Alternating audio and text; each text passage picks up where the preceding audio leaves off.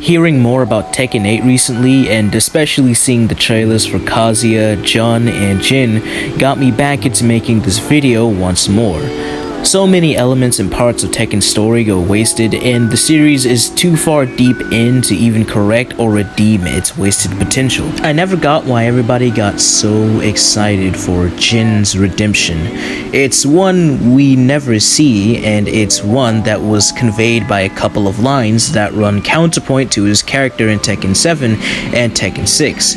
It isn't even enough to redeem his crimes in Tekken 6. And barely anybody gets concerned when Asuka's story has gotten nowhere with meeting her cousin or her aunt's husband. Her connection to Jin by blood should already put her above most of the cast in terms of importance, but no, she's relegated to this cruel punchline where she gets harassed and stalked by Lily. And nobody cares cause, well, it's Lily. I swear if Lily was a dude, people would not see this the way they do. This would be kind of portrayed as just creepy. And didn't Asuka have a rival? Fang? The dude is practically doing nothing. Fang was supposed to be like Heihachi or Ogre, a character whose lust for power caused problems for everyone, a theme of Tekken's story that's been there since like Tekken 3, but come Tekken 7, he's just beating up on Law, an unfunny joke character, who's also doing nothing. Like half of the characters of Tekken's like roster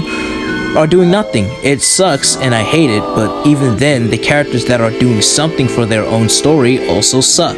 Steve Fox is the son of Nina Williams, having debuted in Tekken 4 as a boxer and being genetically created using devil gene stuff and using Nina's eggs. Keep in mind, Nina never consented to this and feels nothing about it after finding out how Steve was born for whatever reason. And the last time this is ever brought up is in Tekken 7, where she just dismisses the dude outright. If this were a better story, this would not be happening. Because instead of an interesting character, we just have someone who feuds with her sibling for no good reason whilst being a Mishima bitch. She gets like one moment to mourn her father with Anna, who is said sibling, and that's just it. The fact that the addition of Steve Fox could have been a turning point in these two characters who just fight and argue over the course of the series never being fulfilled is just kind of sad. There are some characters that shouldn't have made it into Tekken, like Lucky Chloe. I don't know how she got into Tekken. Christy should have taken her spot in all honesty. And there's no arguments for her other than Tekken isn't realistic or Tekken isn't serious all the time. When first off, Lucky Chloe doesn't even fit in with Tekken. Yeah, she's absurd and Tekken is to some extent absurd. Even then, she still doesn't fit in with all of the demon-blooded humans, genetically engineered fighting animals, etc, etc. If I had to put it this way, Lucky Chloe would come out of an anime like Rent-a-Girlfriend, and Jin would come out of an anime like Yu Yu Hakusho. And yes, Tekken can have its funny moments, I'm aware, but relegating your characters to jokes is dumb as hell. These things are what toddlers would laugh at and what adults would find cringeworthy. Furthermore, the stories we could have are interrupted by stupid jokes. It's mind-boggling because people say Tekken's seriousness is balanced out by its goofiness, not realizing that Tekken's seriousness exists in spite of its goofiness. It just happens so much that people outright started thinking that it was an integral element of Tekken's story when all it did was stifle Tekken's potential as a story, such as Asuka not having a good story since her damn debut in Tekken 5 outside of her rival, Fang.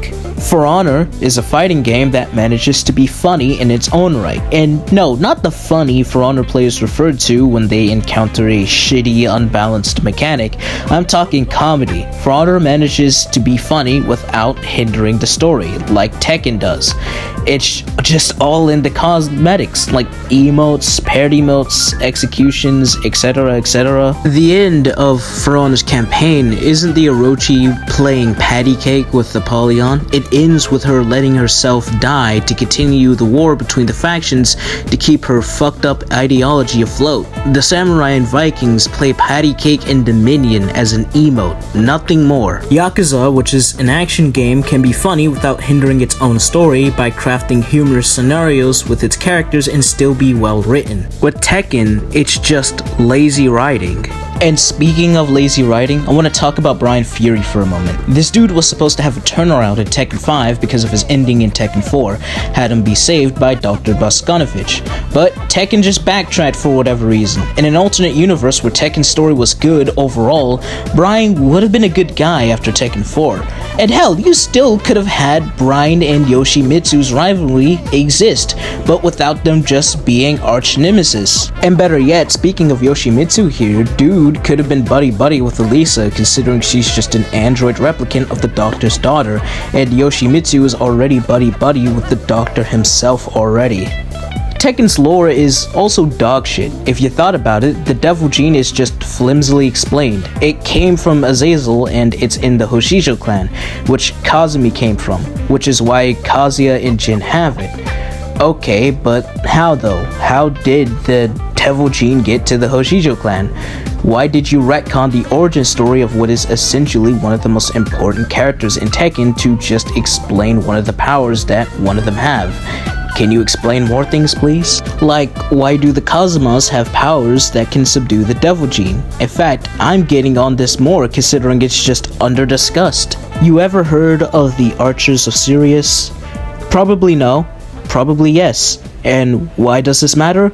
Well, because they're the clan that Claudio Serafino comes from, and we barely know about Claudio himself, so we barely know about him. Why should we care about the AOS?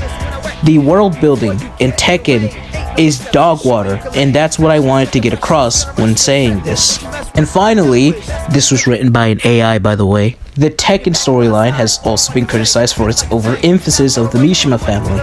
Whilst the family's history is undoubtedly an essential aspect of the franchise, it has become repetitive and predictable. The Mishima family has been at the center of Tekken storyline since the beginning, and their conflicts have been a driving force behind most of the game's plots. However, this focus on one family has made the other characters feel less important and underdeveloped.